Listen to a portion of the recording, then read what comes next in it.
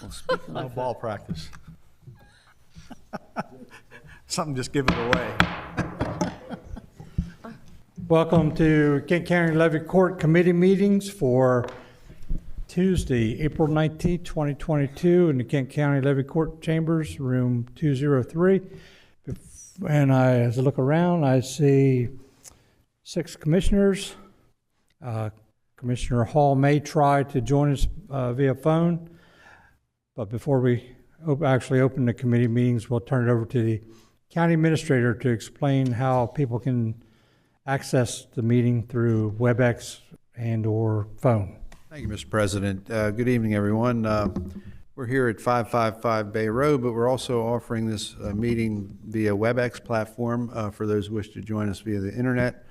For those who may be listening in or joining us via the internet, if you're on a mobile device, mobile phone, at appropriate times during the agenda, you'll see opportunities for public comment. If you wish to address Levy Court at those times, we ask that you, on your mobile phones, press *3, and that will raise an electronic hand. We'll be able to see you and bring you into the meeting room. If you're on a computer, desktop, or laptop, there's a raise hand icon at the bottom of the WebEx screen that you can activate, and that'll also alert us that you're interested in making comment. We ask everyone who does make public comment to precede their comments by stating their full name and address for the record. And this is a committee meeting of Levy Court, and we have 2 committees on tonight.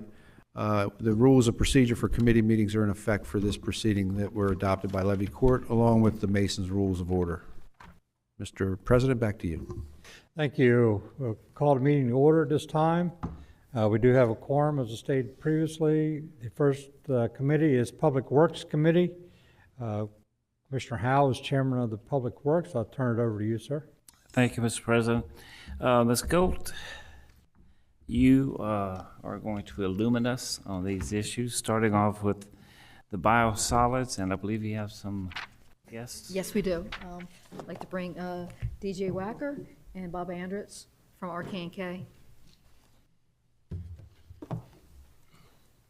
They're here to help answer the tough questions if I get stuck. You get stuck. I said you get stuck. Okay, so this is, tonight we're talking about the biosolids capacity expansion project. We were here 2 weeks ago talking about the screens for the project. There are 2 additional pieces of major equipment. There's the belt filter presses and the belt dryer system. So for these evaluations, the proposals that we received, the technical and cost proposals were reviewed based on criteria. It's not based on low bidder. And with that, I'm going to turn it over to DJ, but I did want to let you know that for the belt filter presses, we're looking at BDP.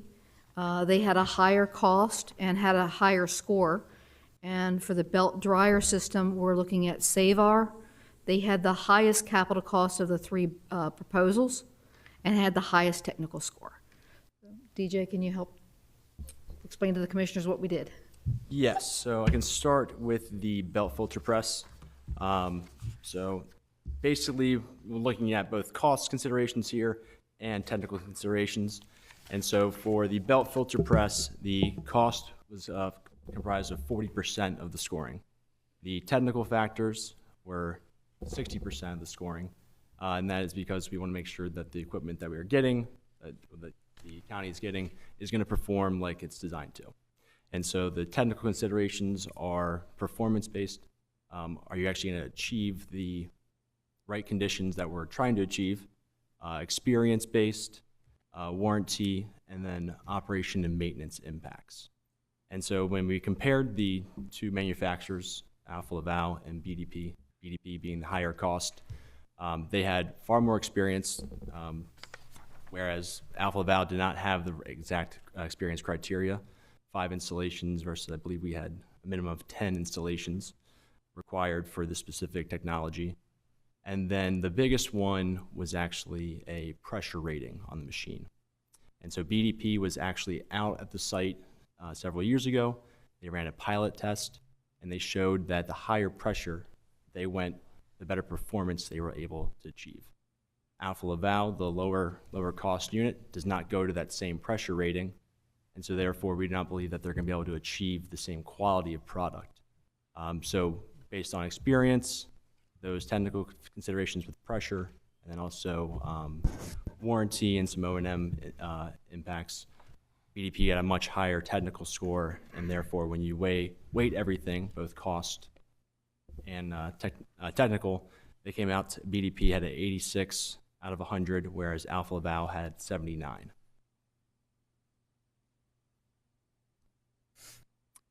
So anyone have any questions related to the belt filter press portion of it? How old's the equipment that we have now? It's over 20, we bought it used from Yeah, I New Jersey, remember that. and it replaced used equipment that we had. Right. So that, I believe that was purchased in like between 2008 and 2010. And our belief is it's well past its age. Yeah, I can imagine what's being run through it is probably very hard on it, on the equipment. So these, so we have the presses that we have now, Colby? Presses that we have now are similar to the design, but there was considered a horizontal press. The new presses that we're looking at are vertical press. They take up less of a footprint for the size of the space that we have to work in. BDP is one of the top in the market for providing that type of. And yeah, I can add to that, in that BDP basically kind of started the vertical configuration, whereas Alpha Laval, the low bidder, they do manufacture that, but they only have 5 of the vertical configurations, whereas BDP has well over 30 of them in operation. No questions? We've got a little bit more. Next is the belt dryer system. Yes. So for the belt dryer system, there was 3 different bidders. Andritz was the low bidder. Savar was the high bidder at $13.8 million, and then Suez was in the middle, well, not in the middle, but just under the high bidder at $13.7 million. For this, we also had technical and cost considerations. From a cost standpoint, the weighting was 30%, whereas the technical considerations were 70% of the scoring. The reason that is because this is the kind of the heart of this project. It's basically the key to making a usable product to go out to your farmers and use as fertilizer. And so there's a lot of operation and maintenance impacts associated with this equipment, and that's why we weighted it slightly higher on the technical aspects.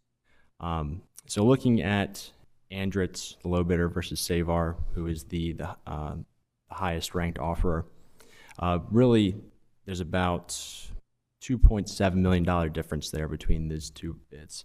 However, that's not an apples to apples comparison. Some of the equipment that Andritz is proposing does not fit within the footprint we required everything to fit in.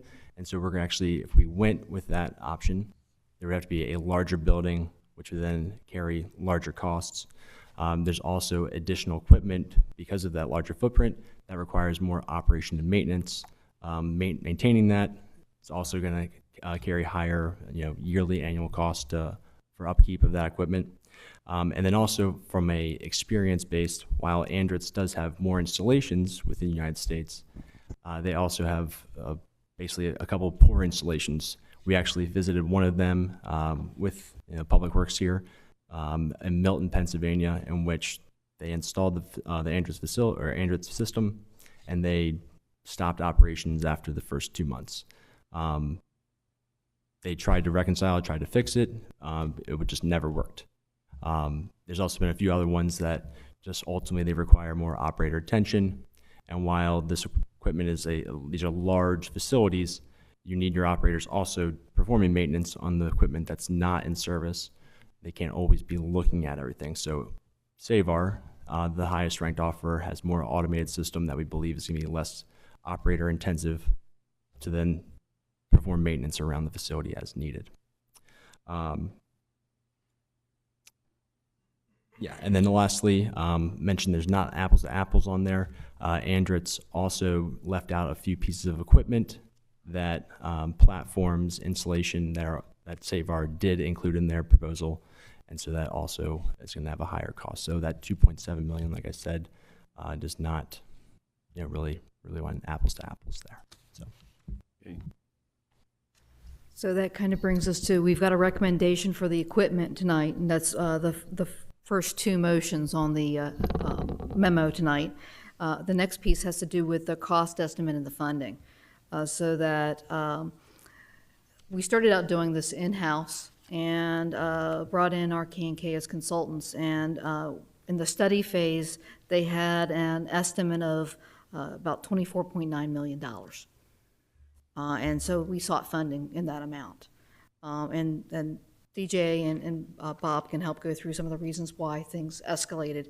But where we ended up after post-bid, looking at the equipment and the installation, on the high end, because they came up with a range, is about $36.5 million. So we're about $11.7 million short. So we'll talk about what changed, and we did look at some cost-cutting measures to see if it was reasonable to cut out a dryer, if it was reasonable to cut out a belt filter press, and I'll let DJ talk about that some more.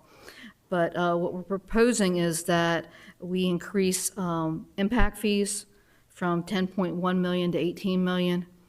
That leaves a funding shortage of close to $4 million, it's a little bit under.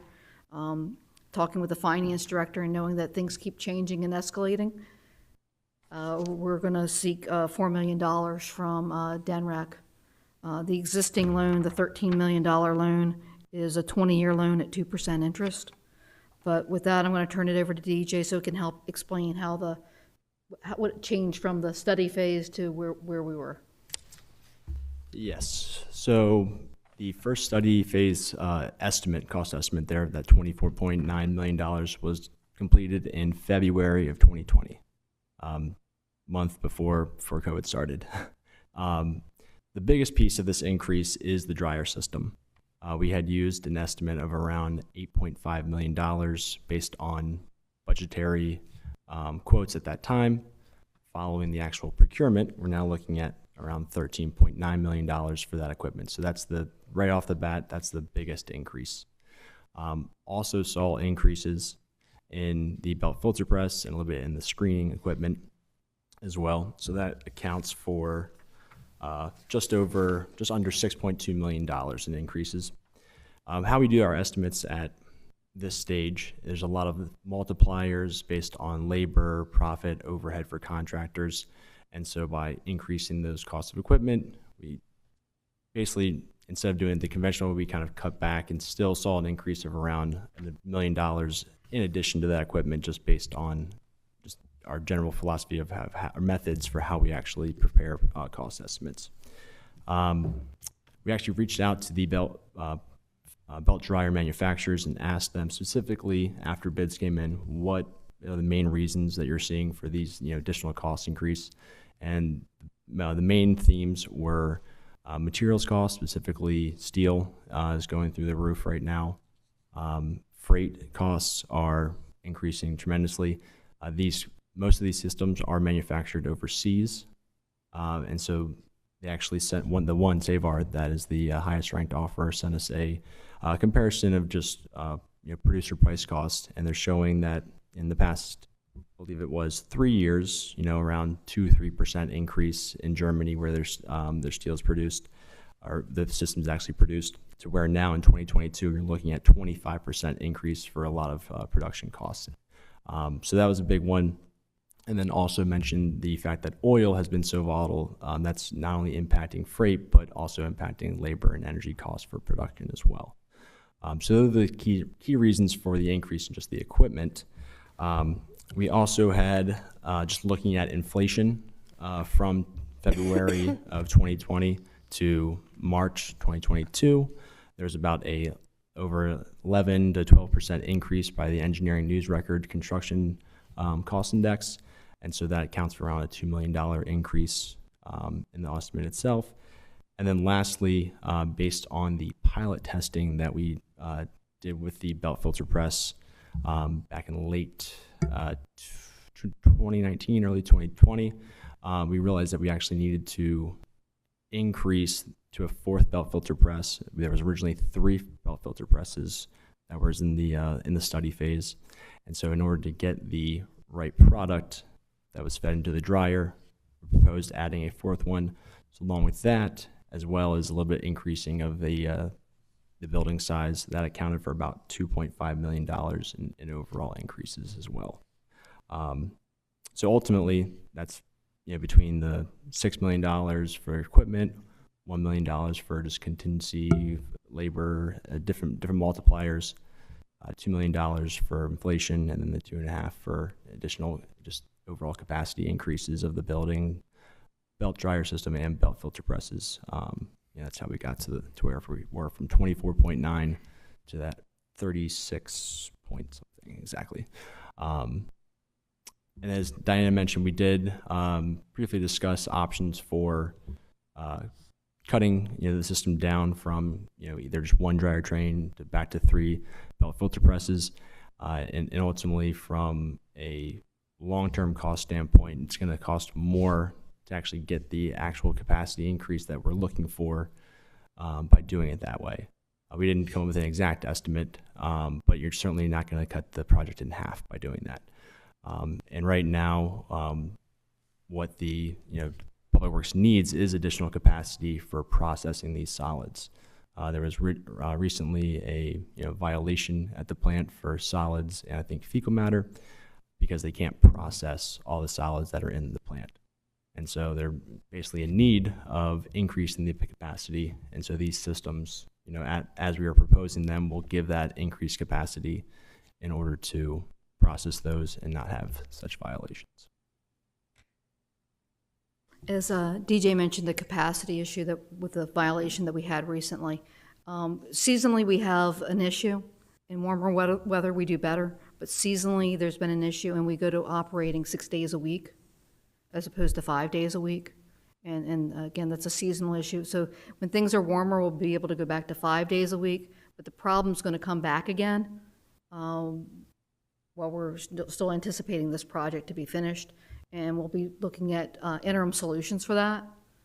And it's probably going to be a scattershot approach. We're going to look at producing Class B biosolids, having to landfill it, having to land apply, trying to figure out if there's a contractor we can bring in to help process biosolids.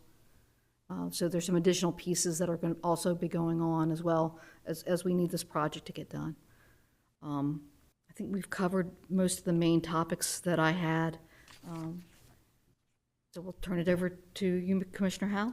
All right, any additional information, any questions, President? Just a quick question. How many of these belt presses do you have?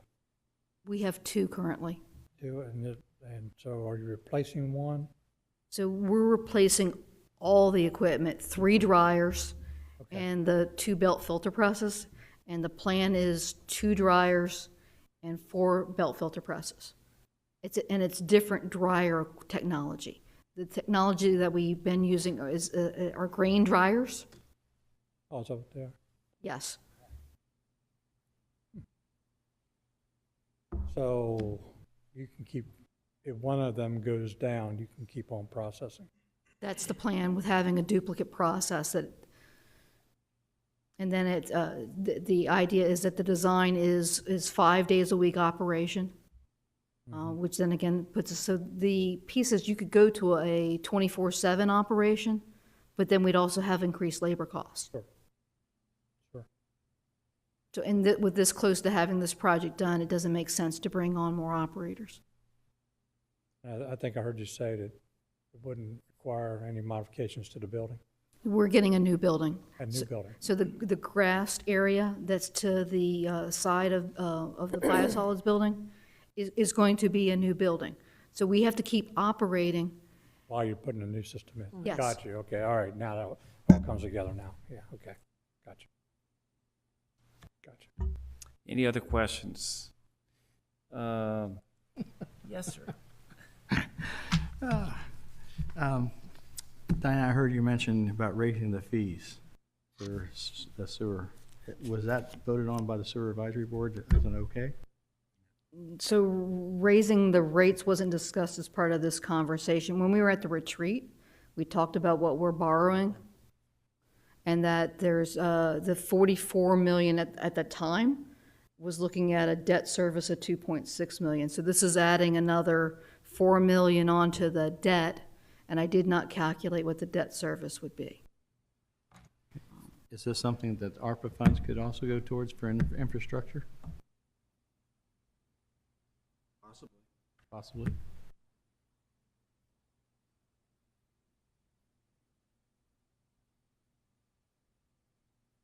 Okay, thank you. Before I make a motion to, any more information, questions? Sure. Becky? Thank I was waiting for you to say something, son. Are you sick? You'd be proud of me. I actually spoke to Ms. Gold today. Okay, I knew that. But I did want to make just a general comment and then, but clarify. You mentioned fees, but it's the impact fees, and you're just increasing the amount that you're going to use. You're not actually increasing the impact fee rate of sorts. Correct. We're not changing the impact fee rate. We're taking the amount from the impact fee pot, from that bank, from being, it was around 10.1 million, we're increasing it to 18 million. And I'm sorry, I misunderstood what you were, It's okay. you may have been referring to that earlier. And then the reason that I called you was clearly because I want to understand, what am I voting on? What am I saying yes to? Meaning, what if I said no? Do I have the option of saying no? Not expecting to say no, but when you go from 26 to 36 or whatever it is, wow, that's a big number. But then I look at the answer is, well, you can, but then you're going to be operating, not only on the cheap, but in the bad, because you're going to break, essentially. Yes. So then the answer becomes trust the folks that you've hired to do their job, trust the system, and move forward. So for me, that's where I am in this decision-making process. I trust that we vetted the issue, that we understand the issue. It's going to cost some money, and it is what it is. So that was my way of jumping in, just to say, I wanted to clarify that I appreciate your help there. and then say yes to moving it on there. Glenn? Quick question, sir. Very good. You had another question? Yes. So in other words, the equipment we're looking at, because it's a higher grade, it's going to meet or exceed the qualifications. And we're looking at quality because it's going to last longer. So it's the best buy per buck, basically.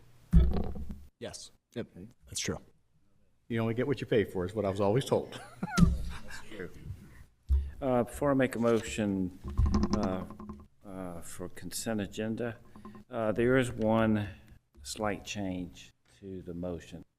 All right, paragraph 3 on the second page, third sentence, it says additional funding availability. We need to insert the word availability.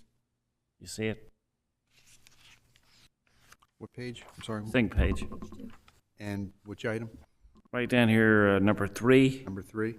Yeah, funding availability. Okay? Got it. All right. Glenn, Yeah. Commissioner Howe. Delay much longer than this.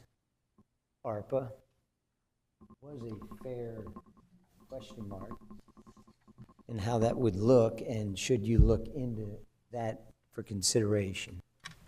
If you said funding's available, what if the funding's not available? So the plan, as proposed, is that we're increasing the impact fees, and we're going for the $4 million in loan from DENREC. Added that specifically in case it's not there? No, I know that the money is available from DENREC. So there is a slight piece that I did not mention in our discussion earlier.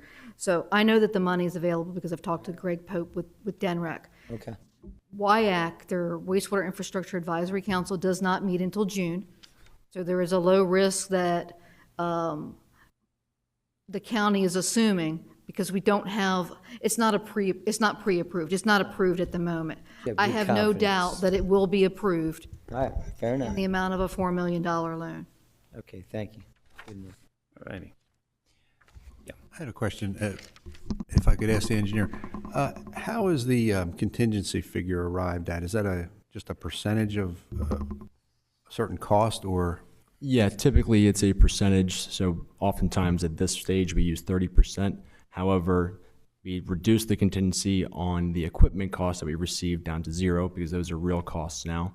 And then other parts of the project that we're more confident on, we have also reduced the contingency slightly. But yes, it's based on a percentage and just our confidence level of how defined we have those costs.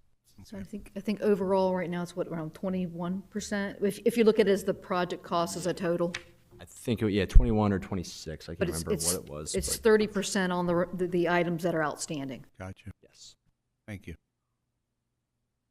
All righty. All in favor of consent agenda? 6 up, I assume Mr. Hall is not available?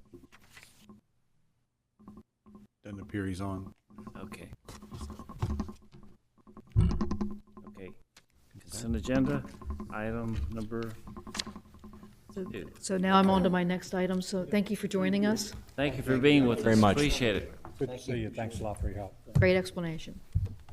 Yes, it was. So the second item on the agenda tonight is commercial trash collection services contract. So we advertised for bid in the Delaware State News on March 17th and March 20th. We received 3 bids.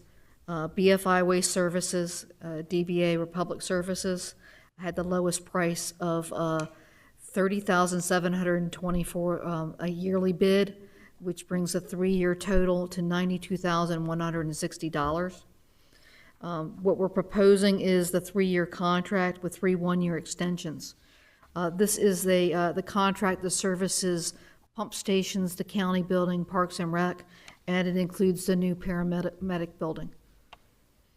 And the motion at the bottom, it's the $92,160 is the estimate for the 3 years, plus it's $85 per ton for any roll-off units that are used. It includes a roll-off at, I believe at Pump Station 1. And then we also have a provision in there in the contract for community roll-off dumpsters. Should planning or it be needed. It was used during Storm Isaias. So that provision remains on the commercial contract. Very good. Great. Any questions about this? Yes, ma'am. Diana, how do they rate as far as service? Republic is who we currently have, or BFI, doing business as Republic, is who we currently have for services at the county buildings, the pump station. No, I understand that, but are they good? Are they always on time, or? I would say that there are occasional problems. I would say that the frequency is sometimes dependent on what we do. So I can give you an example of that.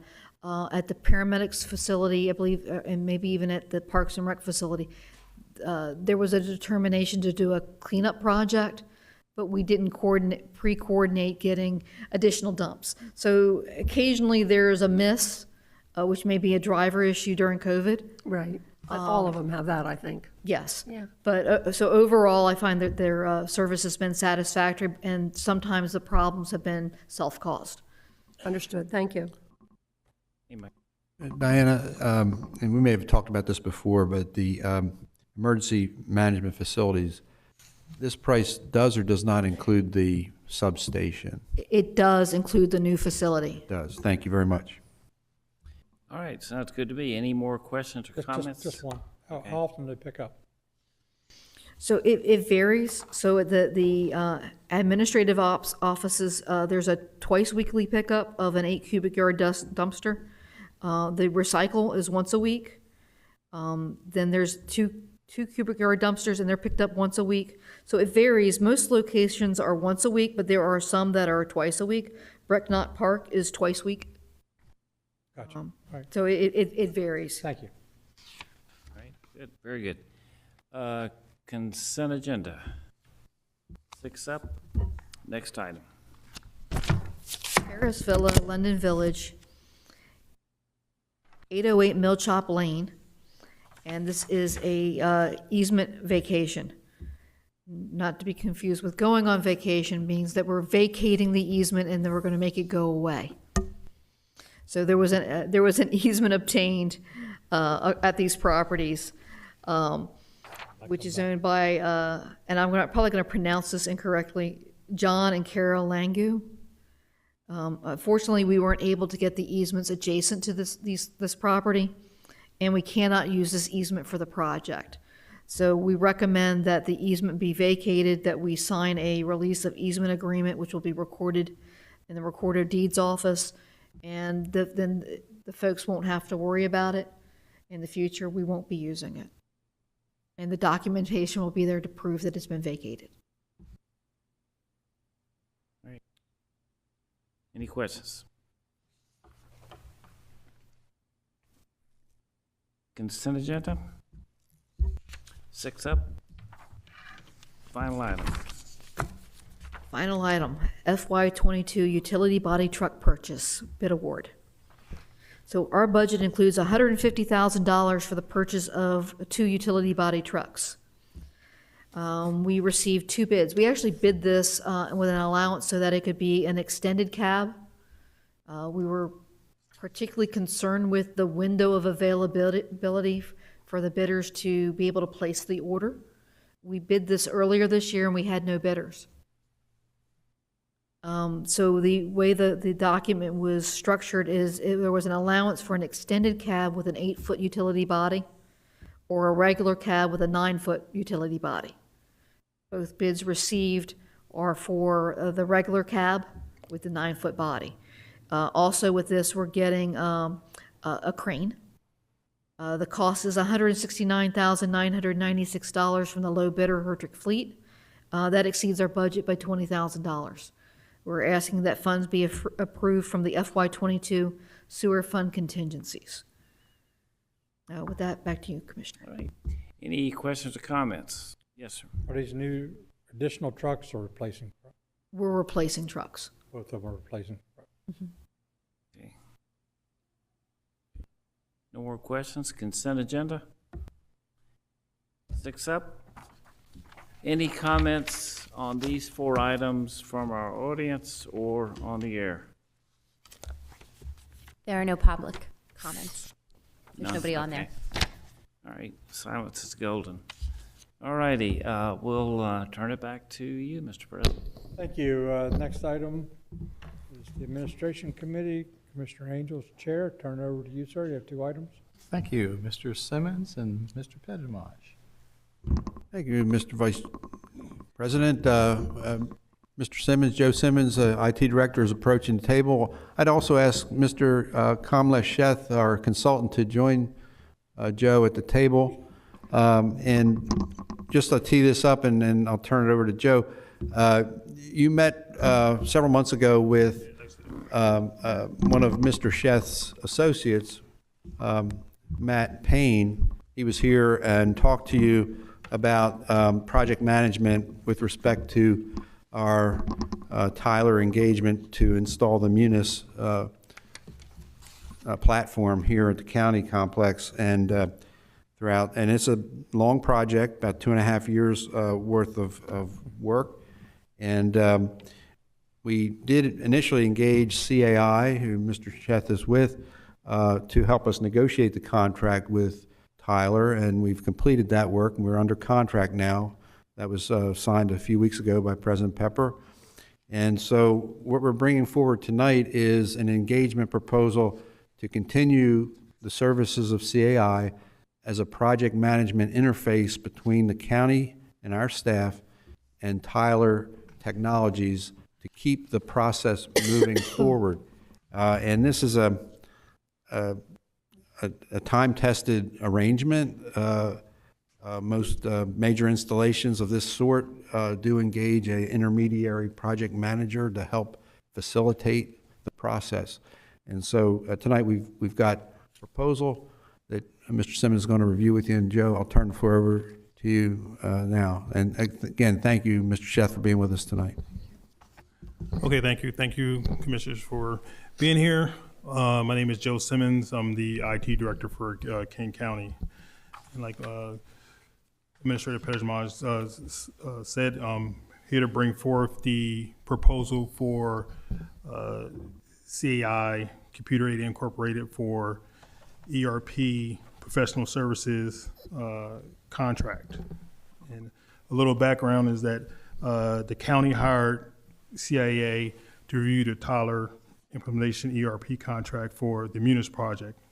And as a part of that agreement, it was anticipated that CAI would bring forward or submit a proposal for an expansive multi-year professional service agreement between CAI and the county for project management, change management, any other service related to the conversion and implementation of the existing legacy system to the Tyler's Munis ERP SaaS platform that the county has been contracted for with Tyler Technologies.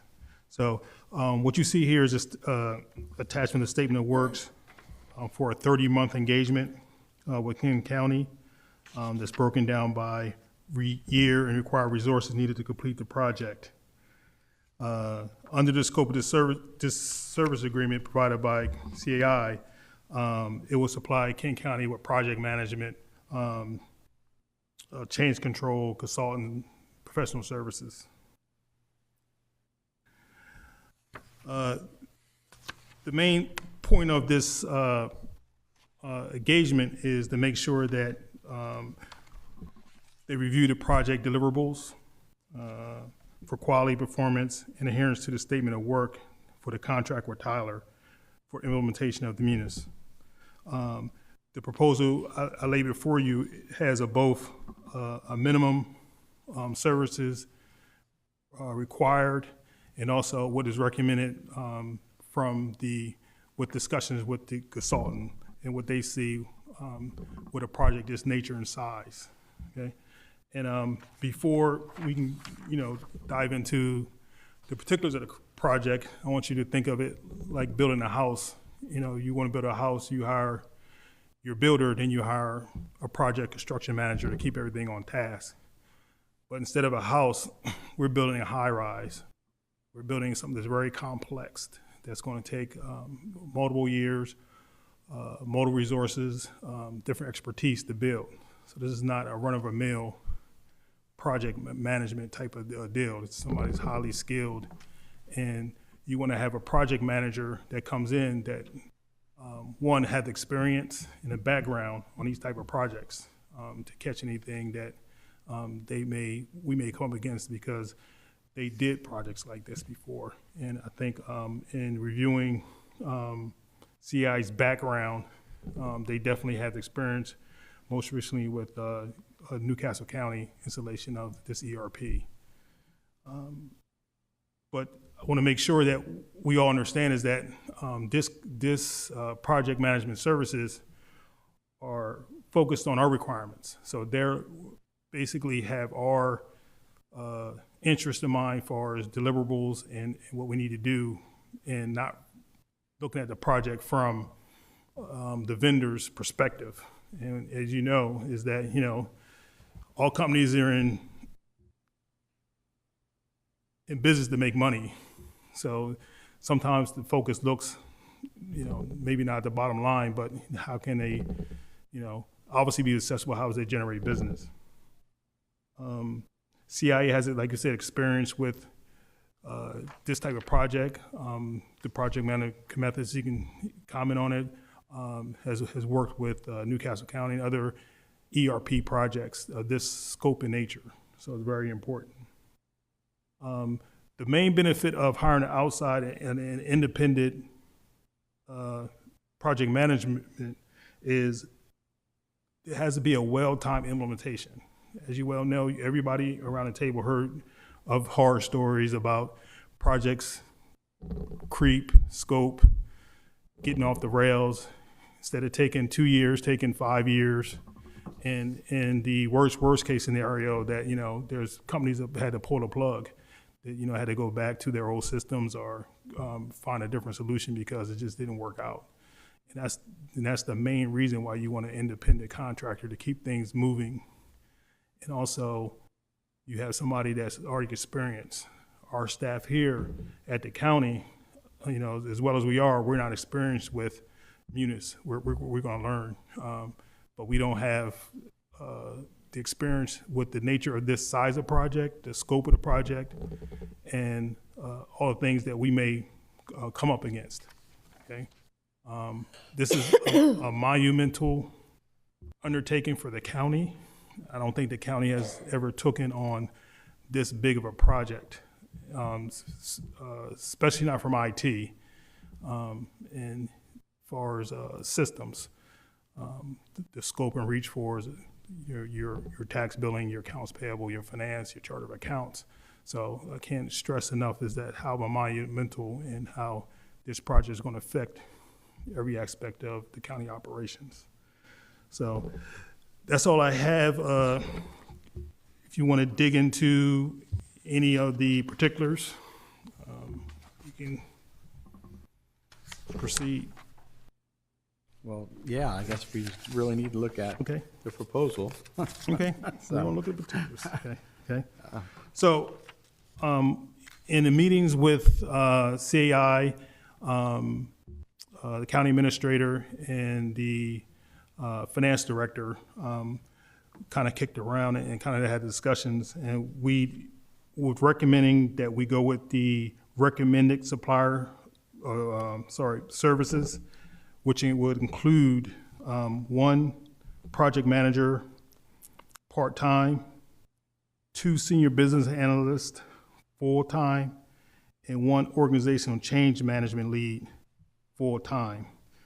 And I believe we calculated their full-time numbers at the average yearly hours is 1,880 hours, work hours.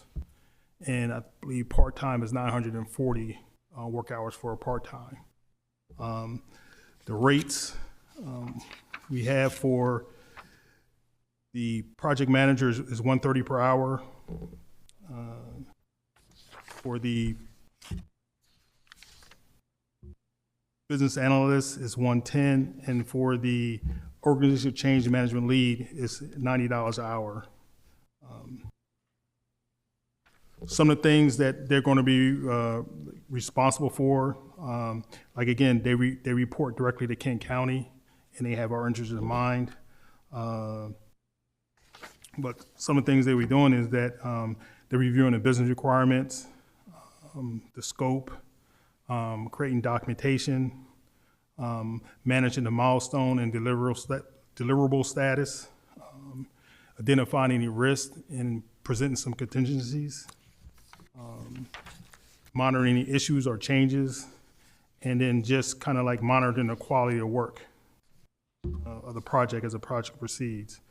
In my experience, this is not only project management services, in a way it's cost savings. Projects like these have a defined number or cost, a defined cost.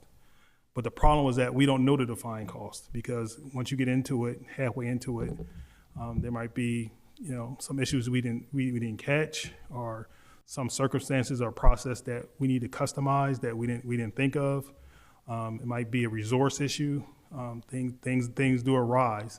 So this is not only providing that, but it's also, in my mind, will save us money, because every month that we're delayed, it's a cost. It's like anything else. If you're building construction, it delays cost, and this helps us keep in track. And also the other component in here, it has 2 senior business analysts, and I know there was some questions from Levy Court about backfilling and do we have enough resources, but this adds some of that resources also. So it's not just that cost cutting or that project management keep us on track. It's also providing us with 2 business analysts to help us with things like data migration and documenting our procedures and doing such things like that. And the organizational change management lead, that person, just like it says, it gets us ready for change. This is going to be a change for the county. It's going to be change for the staff. I know that there's always going to be some apprehension about new systems. Maybe they're, instead of doing their job in step 1, 2, 3, now it's A, B, C, D, E instead of that. So that person is you think of as a trainer, kind of like, tries to smooth over the apprehension about what they were doing and what they will do. And I think it just makes a better, smooth transition when you explain to people, this is why we're doing it. This is, how we're going to do it, and this is what you're going to be doing after the project is completed. So that's the three main areas of help that we need. And like I said, working with our consultant, best practices, research, and working with the county administrator, that's what we feel that is the best course of action. Any questions? Ms. Masson? First of all, when you say monumental undertaking, this is a monumental undertaking. Having been here and done this before, and the outcome was not good because we did not have that consultant in the middle to bridge between the SAP and the employees. When you talk about change management lead, that is so critical to any project because everything will change. And I also really, really like where it says out of scope, CAI will not be expected to implement any process changes without prior approval. Correct. When you start making changes in the immune system to meet what you think you have to have, you open up a kettle of worms because down the road as new enhancements come out, then it's monumental work as opposed to just implementing that software. So I think the change management person is critical. The other thing, question is on the Kent County responsibilities where we designate a single point of contact. I'm assuming that's something Mr. Pettit-Devange will worry about. The only other thing that I saw, and I went through all CAI's responsibilities, which are really in line with what we should have had a long time ago where I previously worked. The one thing that I would ask is on the last one where it says develop a report that summarizes discussions and specifics, et cetera. What I kind of look for is it's great to get these updates, but is there going to be a dashboard that says here's the different facets? It's kind of like that who, what, where, when, and how. Like what is the target for this segment? Are we on target? Because as I think Joe mentioned, the further out we go in terms of finalization of this project, the higher the dollar amount. And if we're not watching a single document that says where we are, you kind of lose track. Because it's great to get all these reports, whether they're weekly, monthly, or quarterly, but it doesn't really say where did we say we were going to be, when, and where are we, and are we exceeding cost and time frame? Will we see something like that, sir? So what we do normally on the status report for thank you.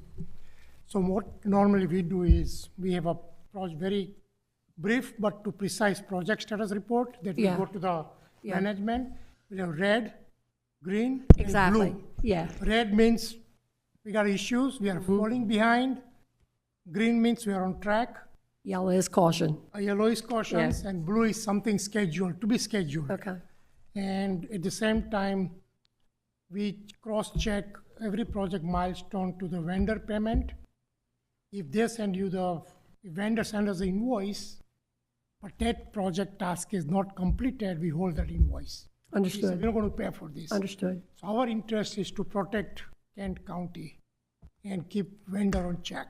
Yeah, and that dashboard to all of us, because the 7 of us all come from different areas of expertise. Absolutely. For me, coming from the chemical world and doing a major project, that red, yellow, and green is really, Absolutely. really important. Absolutely. Because otherwise, you have no clue where you are, and you don't know if your $13 million is $25 million or $100 million. Yes. Okay, understood.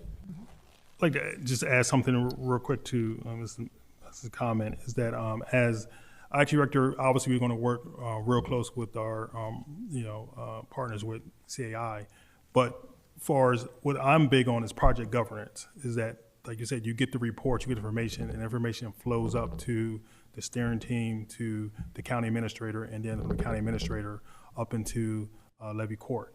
So yes, I agree with you're saying, and that's one thing that I think that is a good management part of the project, and I'm really, really, really high on project governance, is that we're going to do and communicate and follow the information flows where it needs to go. Mr. Buck? Yeah, more just a comment and then to make sure a question confirmed that I did not speak to Mike today, but you are fully engrossed in this and fully supportive of everything presented. Yes. And the only thing I can say is, about time. Should have been here a while ago, so giddy up. Just a couple things. And all the progress I've been around, and the color schemes works too. The one word I hated was valued engineering. And this is to go down a notch, is a technical valued engineering. We don't want to go that route because we want to make sure that we have the right amount of people. When you have two senior business people in there analysts looking at that, it's going to move the project along better, quicker, faster, as well as they can double check each other as they move forth. Is what I've always seen with other businesses. So you only get what you pay for, and I've said that before, and I said that tonight. I believe also Ms. Durham is also in favor of the higher one because of what we're trying to do. Is that correct, Ms. Durham? Yes, and it is a time and material contract, so if something, we find something that we go through or whatever, we can also adjust that or switch it around to something we need more. Okay, thank you. You only pay for what you get. And once again, our system's been out of date for a few years. Right, And correct. believe me, I know I've been on the hook trying to move this forward for many, many years. And I'll give kudos to Mr. Buxton. When we tried to bring OpenGov, start the initial thing, we ended up with Tyler. Exactly. But we looked at both systems and we went with Tyler and Munis. So we're moving in the right direction. Good thing that Munis platform is with the Newcastle County, City of Wilmington, Sussex County, Milford is implementing, and Kent County. So throughout the Delaware, Right. They have 3,000 plus customers throughout the country, which is mainly cities, municipalities, and counties. It's a straight out of the box. We don't want to customize this product. If you have to change the business process, we'll change the business process, but keep Munis as vanilla. Right. To your point. Exactly. Right. Mr. Honicki from Newcastle has been Yes. my new best friend in technology because every conference I go to, we always have on the same committees and stuff, and I've learned so much just from listening to him and what you all have done and what we need to do. So, Yeah, I want to state clearly for the record, OpenGov was fine. Tyler was fine. I'm not here and was never here to say one or the other, but I was here a while back when I said, we need to do something. This is not working. And I think we were correctly pointing out every step of the way. In fact, when we had a group here, I distinctly remember here giving us progress reports and us stating at some point in time we have to recognize that we're going to have to go outside because the folks running departments don't have the time, resources, energy, whatever, to do their own job and this job. It makes no sense. And we've been saying that for a while, which is why I'm glad we're here.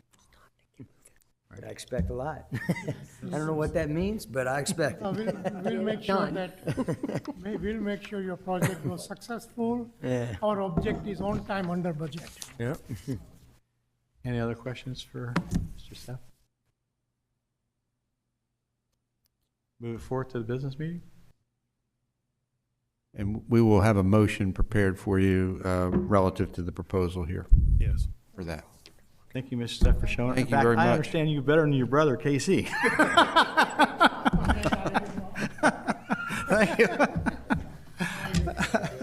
Thanks, Joe. Okay, thank you. Thank you now. Thank you. Right. Yeah. Take care. Mr. Coella. Joe, nice job, man. Huh? Yeah, it is. Very good job. Very, very good job.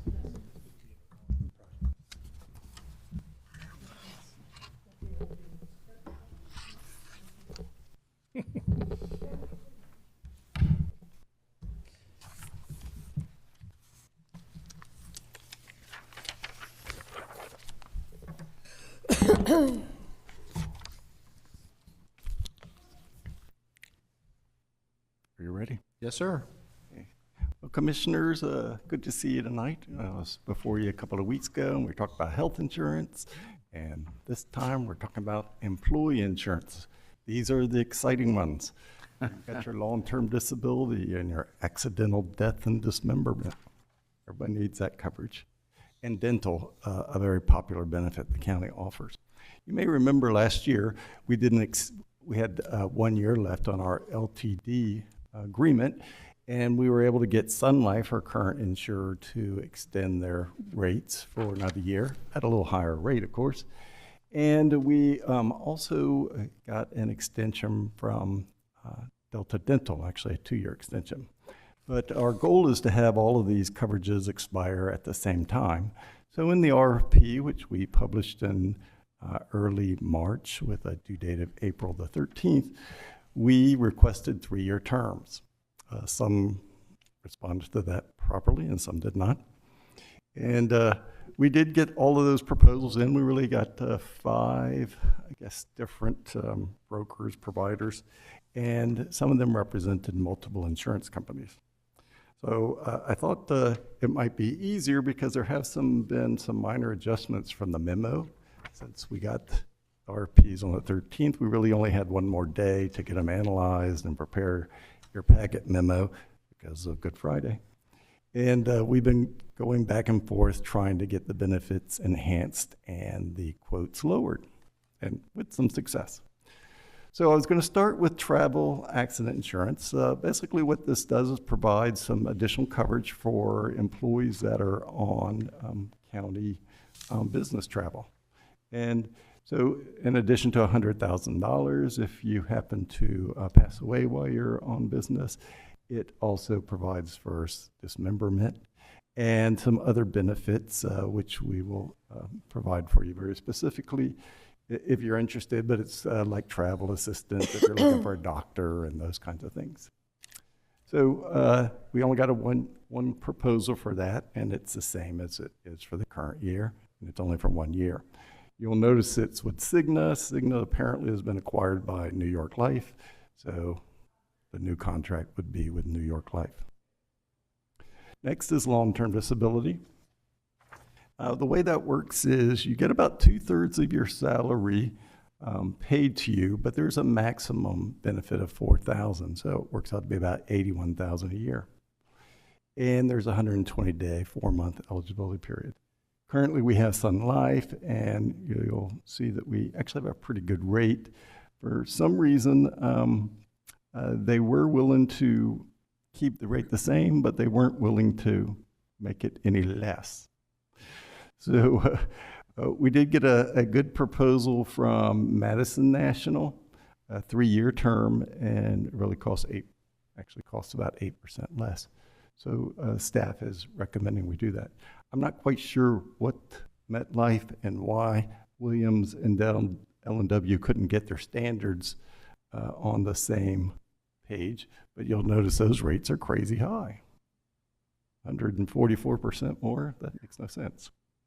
And we really haven't had a lot of disability claims. We do have one pending right now, which, assuming that is approved, will remain with Sun Life. So you don't take them with you.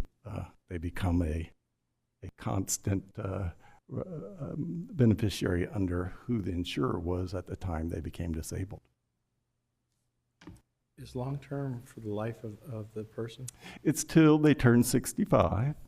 And even at 60, if you start getting, like, pensions can impact it, if you start collecting Social Security disability or even your Social Security early, all of that impacts your $4,000 or whatever your 60% of your salary is benefit.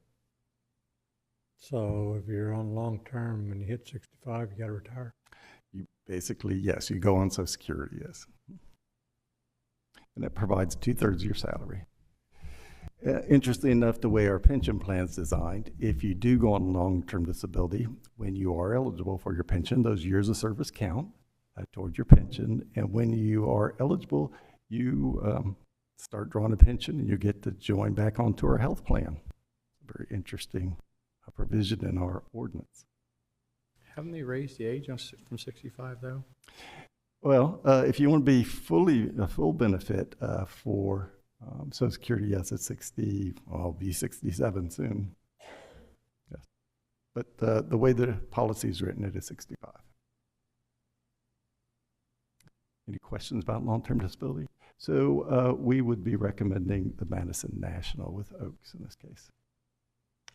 Life insurance, AD&D. So currently, we do have Sun Life, and they were willing to retreat a bit on the proposal they gave us last year, down 2%.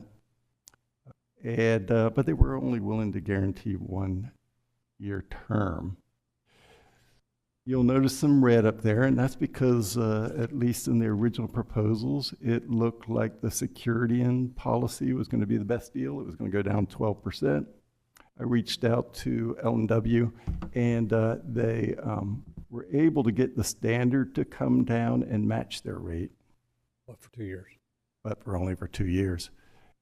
And interestingly enough, while they quoted for 3 years, they have agreed, Securian, to do it for 5, guarantee their rates for 5 years. Wow. Mr. Quayla, who is OCHS Insurance? Are they local? No, they're actually the municipal pool, and it's kind of like a governmental pooling organization based out of Minnesota. Oh, okay, thank you. Ouch. Ouch. Ouch. Yes. Ouch insurance? I've never heard of them. I know the others, but Oaks. I don't know that. Most ouch. All insurance is ouch. Yeah. So, as you know, under our life insurance, it's 1 times your salary. Unfortunately, when you hit 70, it does get reduced to half, and retirees get $5,000. And we begin that coverage. Same for us. Yes, you get your salary at 70, it would go in half, yes. Fortunately, the premium gets cut in half too whenever the benefit goes down. Any questions about the life? Okay. Next, the optional. This is a supplemental life. Wow, we got all kinds of numbers up there. So currently, of course, I have Sun Life, and you'll see that they last year adjusted their rates a little bit.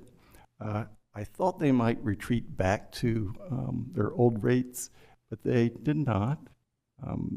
We asked them, of course. They decided to keep it the same, and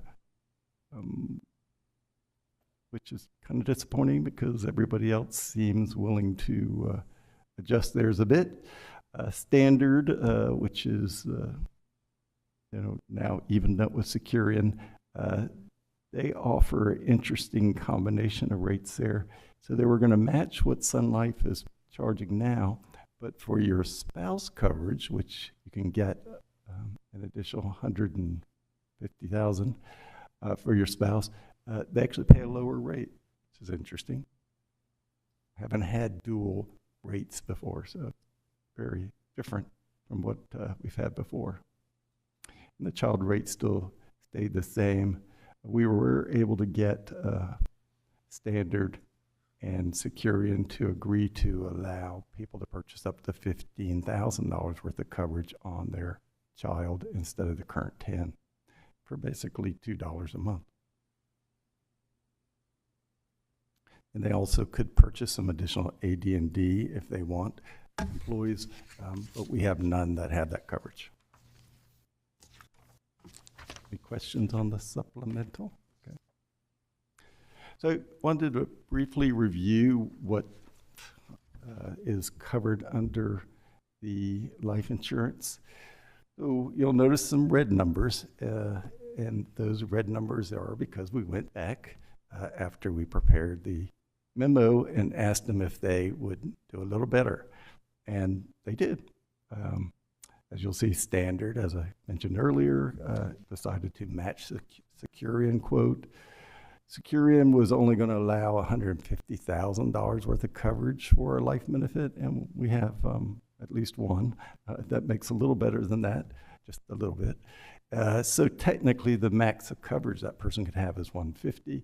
So we asked them if they could raise it to $200,000, and they agreed to do that. Once again, Securian has that 5-year term where the Standard only had the 2. We asked Standard if they would increase the supplemental that a person could purchase up to $5,000 to match Securian, and they did. We were not able to get them to agree to a minimum participation number. Originally, they wanted 20, they lowered it to 15. Essentially, what that means, in order to have these rates they proposed, is we have to have at least 15% of our employees covered, their children covered, and their spouses covered. And the children are right there. So if we go down, they may want to raise the rate a little bit. And you'll see also they agreed standard to match the spouse and child max that Securian had offered us. Sun Life would not change. They kept it at 50 and 10,000. Now, something that Securian did offer, which was interesting, is they want to spur participation.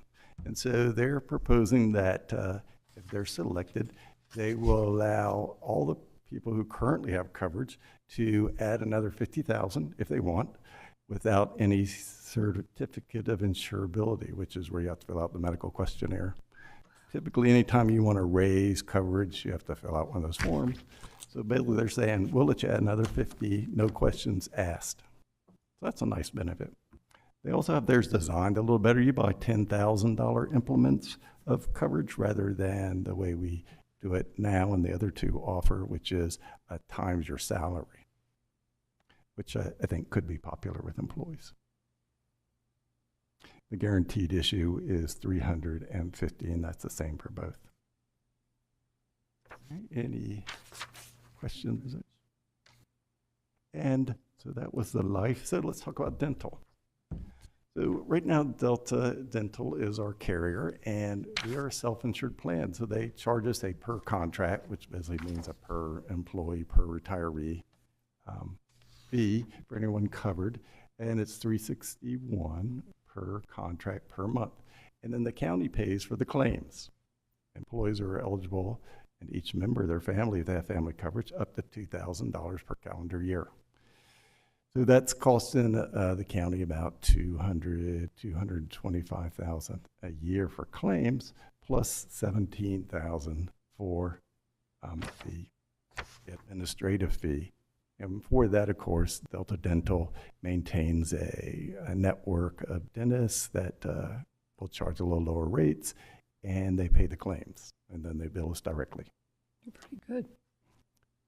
So while United Concordia is agreed to a 3-year term, and they're a little cheaper, we get great reviews from Delta Dental. Everybody seems to like them. And since it's only a few $100s, staff will be recommending Delta Dental for that. Now, I did ask each of the proposers to tell us what they would charge if we just went to a fully insured plan that employees could pay themselves. It's similar to what state does. And those were the rates that they quoted for that. I got an ortho rate and a non-ortho rate. We've looked at that in the past, but commissioners have regularly said they like the way it's organized right now for dental. We currently charge employee $310 a month, and if they want family, they pay $45.10.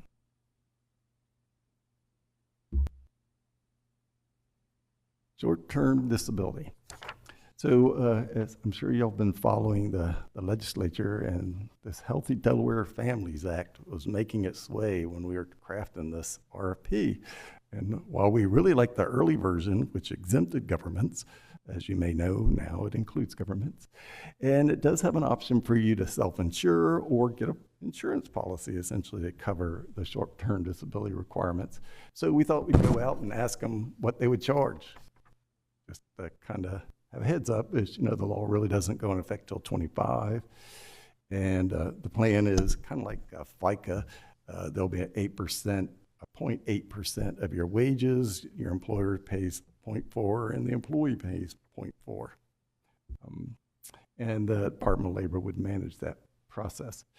So I just thought it was very curious. It was in the developmental stage, so you really didn't know where they were going to land on what the minimum cost could be. I think the maximum payout's $900 a week. You'll notice these short-term disability folks were only, we're going up to, $1,500. I got all different kinds of numbers there. But it's about $100,000 to have a short-term disability. Currently, the county does not have a short-term disability other than the fact that all our employees get 10 hours a month of sick leave essentially is a short-term disability plan. But under this law, and you know, Mike and I were talking about it earlier, it's kind of hard to understand exactly what every word in it says and what it means. It's legislation. And once they get all the rules figured out, then we'll know exactly whether it's integrated with your sick leave or it's in lieu of the sick leave programs you have. It's about FMLA. You still have to wait, you still have to work 1,250 hours before you can get it. So it's very similar to FMLA. It's just paid by the state, apparently, up to $900 a week for up to 12 weeks, depending on what type of leave you're using. So it's got all kinds of rules in there. So it might be something as we get closer to county, we'll certainly want to explore more. We may want to self-insure it ourselves. We may, now that we know exactly what the parameters might be, look at getting a policy. 100,000 seems pretty pricey though for that. Although if the county were to pay the whole 8.8%, I think with our 16 million, it'd be about 126,000. Susan probably knows. She's done the math already, I'm sure. So it might be a little better deal than doing that. But if it was 50-50 and the employee paid the other 50, then it'd only be half as that. Although the law very clearly allows employers to pay the whole thing on behalf of, basically pay their 0.4%. I anticipate you'll get some of those requests in future union contracts. It'll be a negotiating point. So. But you're not recommending us to go that route. That is right. It's not required yet. I think we got certainly some time to explore options. But when we were drafting the RFP, we just thought it would be good to get you an idea of what you might be facing if we were to try to insure it. And that's all I have. Any questions for Mr. Quayle? In the motions that I presented to you, most of them all stayed the same. The one with life insurance, obviously the rate came down on that. We originally put standard in there, but if you're interested in the 5-year term, we could switch that to the Securian. Now, would all of these rates pertain to retirees too, if they want to keep everything? They are portable, but the port rates are usually pricey. I wouldn't say double what you were seeing for the employees, but maybe 2/3 of that rate on top of what you were reading. Yes. So when they are portable, but awesome. More expensive. Yes. Okay, that's good. Move forward to the business meeting. So for the life, though, what did you want to do? Did you want to go with the Securian or stay with the standard? Sure. The motion currently is to stay with Currently we have Sun Life, but it would be to move to standard, and that's because they agreed to come down and match the rate. Right. So now it really just comes down to, do you want a 5-year or 2-year term?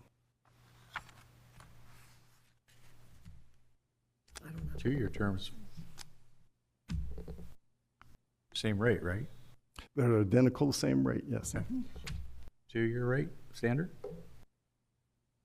Why would we make that decision without a recommendation? Why wouldn't you recommend to us what you think the employees would probably benefit from?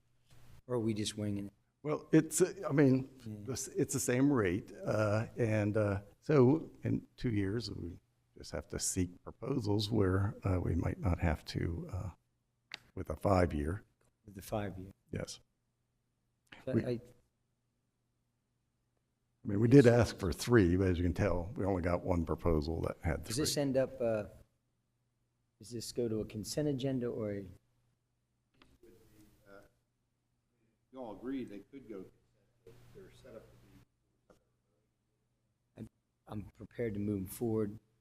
I'm not as prepared as I should be to answer all these questions. So I'm going to trust the instincts of the group, but I'm going to make some calls that mean nothing, could mean nothing. So the reality is they could stay right where they are. So what I'm hearing is the 0.18 with the standard, and they would be a 2-year term. So because they did agree to a 2-year term now. Okay. So I'll prepare those motions to be that way for your consent agenda. Okay, it won't be on consent agenda then. Won't be on. No. Okay. Okay. All right, thank you. Thanks, Alan. Okay. Thank you. Alan, I just want to say, Alan, you have a nice rest of the week off. Oh, thank you. Yes. You did your duty. Yes. And you didn't even keep me here late. How awesome. You on vacation right now? About to. Giddy up. No island this time or anything? I'm going to Baltimore. It's an island. Oh. Kind of an Hey, Baltimore. be sure to walk around. There's a lot of great places to see. There You is. boarding a ship to go on a cruise? Nope, I'm going there to do some brewery tours. Baltimore. I'm in Baltimore. Yeah, see the Constitution there. Will. Yeah. I'm a Baltimore kid. Anybody online? There's Laura? no one online. Nobody online? Any public comments? Nobody's here public. Back to you, Mr. President. Thank you. You are adjourned. Unless anybody else has anything further, Just to remind everyone, tomorrow's Youth and Government Day. If you can be here. Right. 8 o'clock, we'll begin, I think, the program at 8:30. And, we'll have lunch at 1 o'clock, I believe it is this time, based on the schedule. And, if you can be here at the beginning, or if you can get here a little later, whichever, we certainly welcome you, and have a great time with the 26 or so young people that'll be here. okay. We are adjourned. See y'all in the morning.